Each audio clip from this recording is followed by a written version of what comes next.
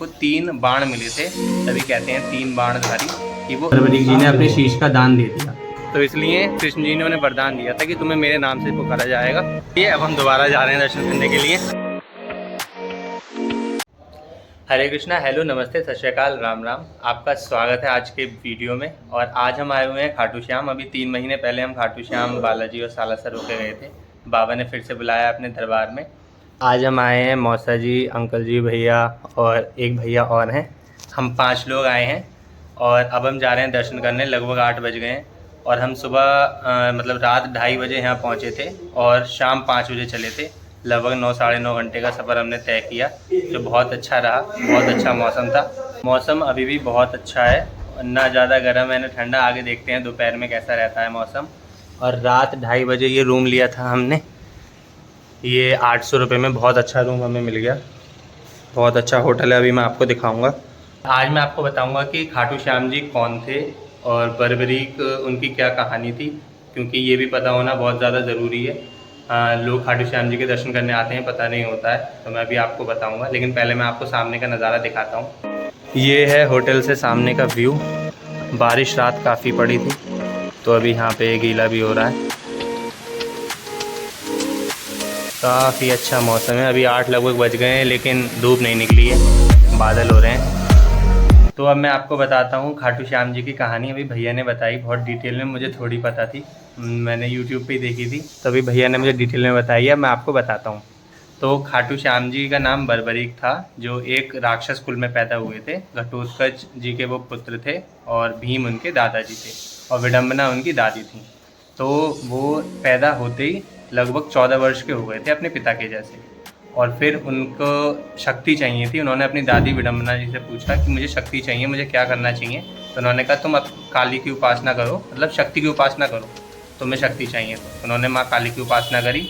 माँ काली ने बताया कि तुम शिव की उपासना करो। तो ऐसे करते करते उन्होंने काफ़ी तपस्या करी। फिर उनके पास ऐसा बहुत शक्ति आ गई थी और उनको 3 बाण मिले थे, तभी कहते हैं 3 बाणधारी कि वो एक बाण से ही पूरी पृथ्वी का नाश कर सकते थे, ऐसी उनके पास शक्ति थी। तो जब महाभारत का युद्ध चल रहा था कौरवों और पांडवों में, तो वो युद्ध देखने जा रहे थे।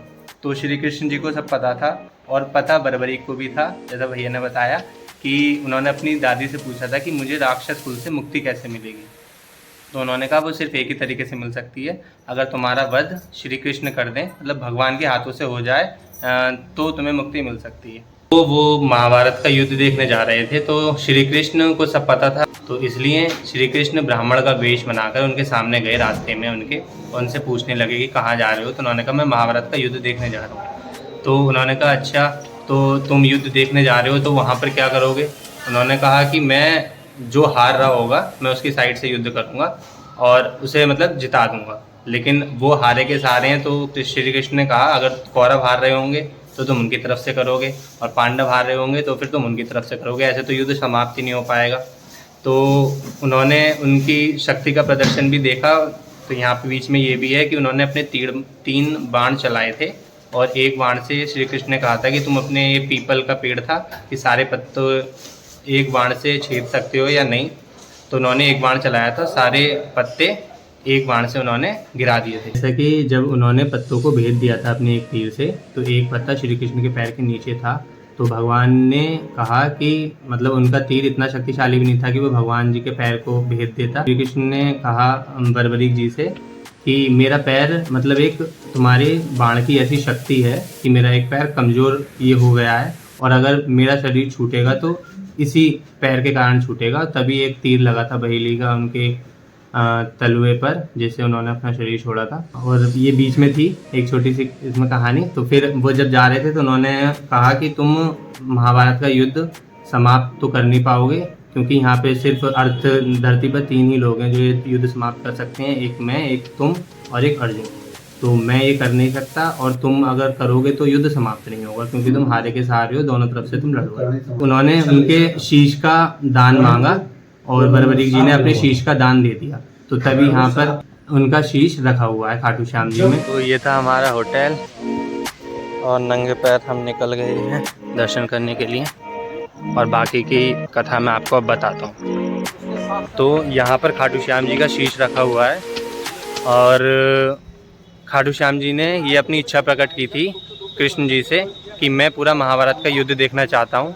तो उन्हें महाभारत का युद्ध दिखाया गया, एक ऊंचे स्थान पर उनका शीश रख दिया गया और उन्होंने पूरा युद्ध देखा। और जब युद्ध समाप्त हो गया तो पांडवों को ये घमंड हो गया, मतलब अहंकार आ गया कि ये युद्ध हमने जीता है।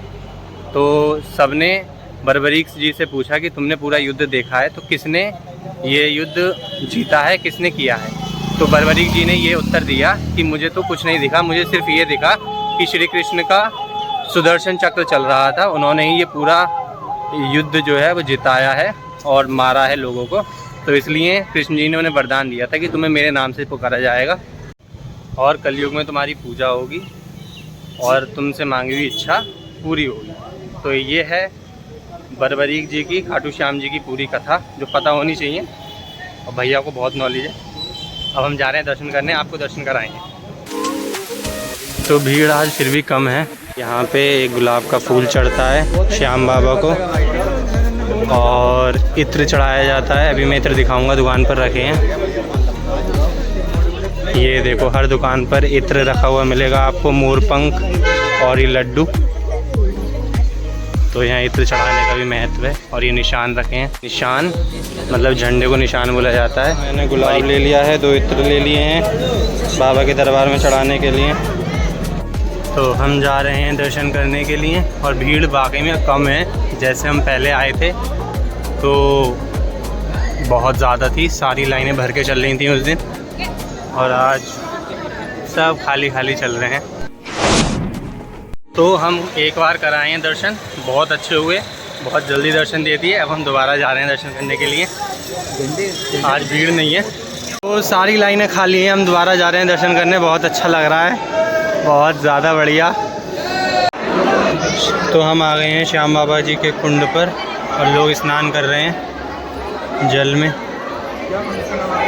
और अब हम भी चलते हैं आगे।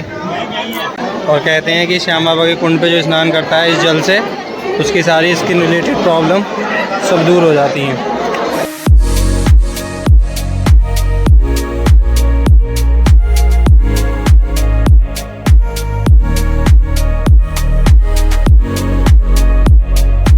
ये देखिए, यहाँ पर मुंडेरी पे मोर बोल रहा है, अच्छा लग रहा है, बस इसके पंख नहीं दिख रहे हैं। तो अभी हम कुंड से जल प्राप्त करके आ रहे हैं और यहाँ पे लिख रहा है 8 रुपये में भोजन प्राप्त करें। तो बहुत अच्छी मार्केटिंग की ये टेक्निक है कि यहाँ पे इन्होंने कहा बस सिर्फ 100 प्लेट सुबह होती हैं, 100 शाम। प्लेटें समाप्त हो चुकी हैं, अब 30 रुपये की प्लेट है, बस मार्केटिंग के लिए लगा रखा है कि 8 रुपये में भोजन प्राप्त करें। तो ये बहुत अच्छी मार्केटिंग टेक्निक है, हमें यूज़ करनी चाहिए बिजनेस में अपने। तो हमने नाश्ता वगैरह कर लिया है और 12 बज गए हैं, अब हम चेकआउट कर रहे हैं और अब हम निकल रहे हैं बालाजी के लिए। और बालाजी पहुंच जाएंगे हम यहाँ से लगभग 4 घंटे में। और बालाजी पहुंच के शाम की आरती लेंगे और सुबह के दर्शन करेंगे और फिर जाएंगे घर।